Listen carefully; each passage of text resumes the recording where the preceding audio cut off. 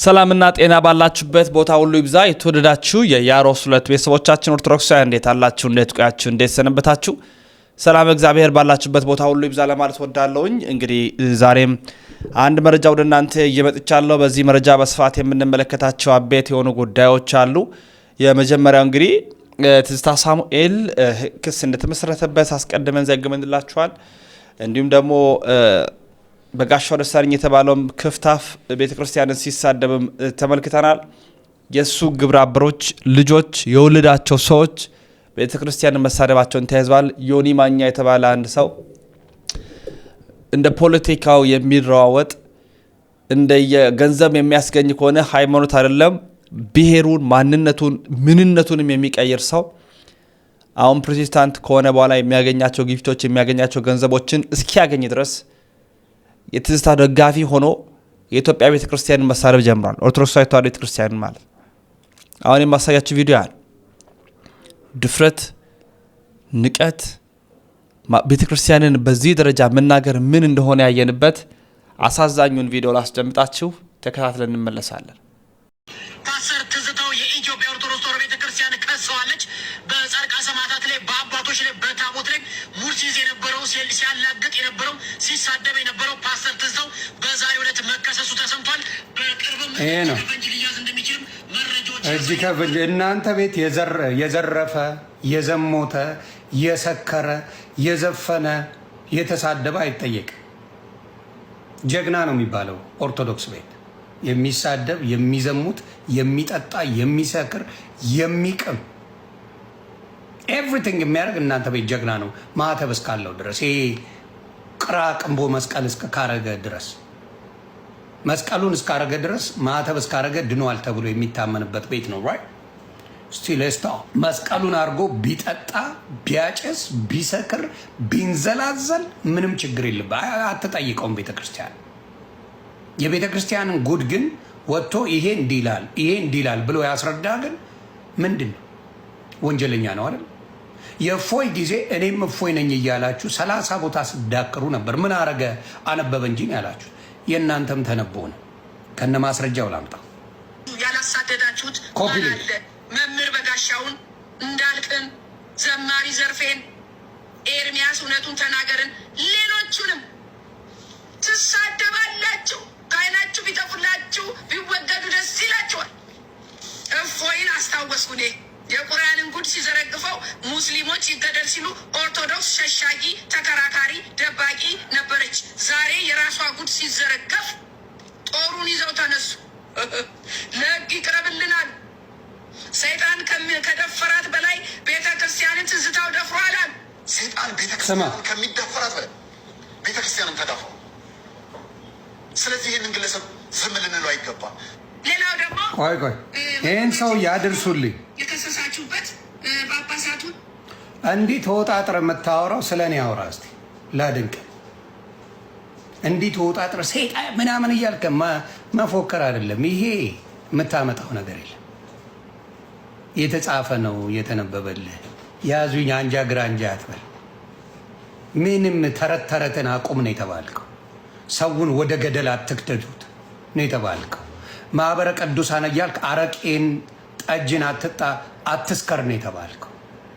ከጌታ ከኢየሱስ ክርስቶስ በስተቀር አምላክ የለም ነው የተባልከው። ይህ ማለት ወንጀል አይደል? መጽሐፍ ቅዱስ የሚለውን ነው የሚል የለም መጽሐፍ ቅዱስ ላይ። በጉልበት የሚሆን ነገር የለም። በጉልበትም ያ ዘመንም አልፏል። ልዘግብ ኦርቶዶክሱን እስላሙን ልዘግበ ያ የማስፈራራት ዘመን አክትሟል። ሰው እያስፈራራ ቤት ውስጥ እንኳን ጸሎት እንዳያደርጉ እየቀጠቀጥክ ቤተ ክርስቲያናቸው ላይ አዳራሽ እያልክ ድንጋይ የምትወረውርበት ዘመን ኢትስ ኦቨር። አከተመማ። ጌታ ይችላል። ያ ዘመን አልፎ በአደባባይ ኢየሱስ እየተሰበከ ነው። ገና ቤት ይሰበካል። አው ጋኔላም እየጮክ ትወጣለህ። እቤት ድረስ ኢየሱስ ይሰበካል። መንፈራፈር ማበር ትችላለህ። ገና ቤት ድረስ ነው ማወራ። ይገርማል እንዴ? አዎ ኢየሱስ ይሰበካል። ምክንያቱም መጽሐፍ ቅዱስ ይናገራል በመጨረሻው ዘመን ወንጌል በሁሉም እንደሚሰበክ ቃሉ ይናገራል። ይሄ ዘመኑ ነው። የሰከራችሁበት፣ የተዳራችሁበት፣ ጫት የቃማችሁበት፣ ያበዳችሁበት ዘመን እያከተመ ነው። የወንጌሉ ወራሾች ነን እኛ።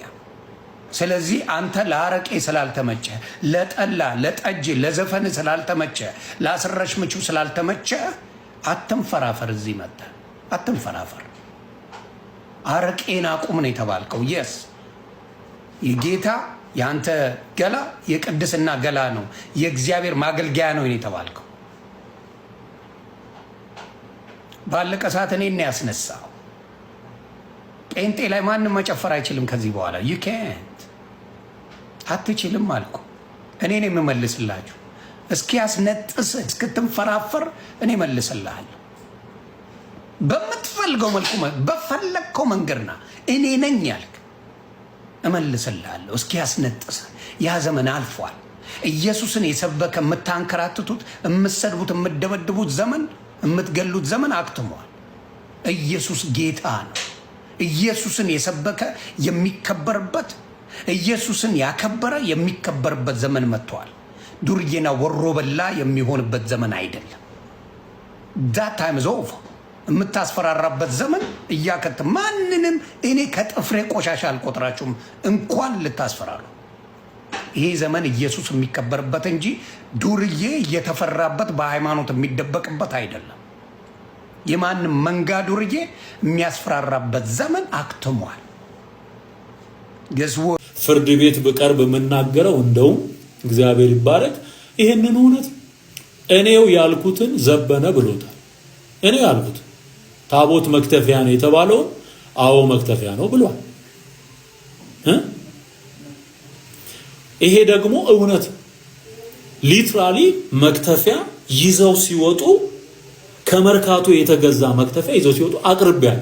እሱን እያየ ሰው እንዴት ነው ሊክድ የሚሞክረው ማለት? እኔ ቄስ ነኝ። በኦርቶዶክስ ቤተ እምነት ውስጥ ወደ 9 ዓመት በቅስና አገልግያለሁ፣ በድቁና አገልግያለሁ። እኔ የማውቀውን አንተ ተሸፋፍኖ የምታውቀውን ታቦት የሚባለውን ነገር ከሸክሙ ጀምሮ የሚሰራበትን ፕሮሰስ ጭምር ስናገር ነበር። ይሄ ውሸት ነው? እውነት እኮ ማውቀውን እኮ የኖርኩበትን ነው የምናገረው። አንተ ተሸፋፍኖ ነው የምታውቀው፣ እኔ ገልጬ ዘይት እየቀባው ነው የማውቀው። ይሄ እውነት አይደለም፣ ይሄ ውሸት ነው።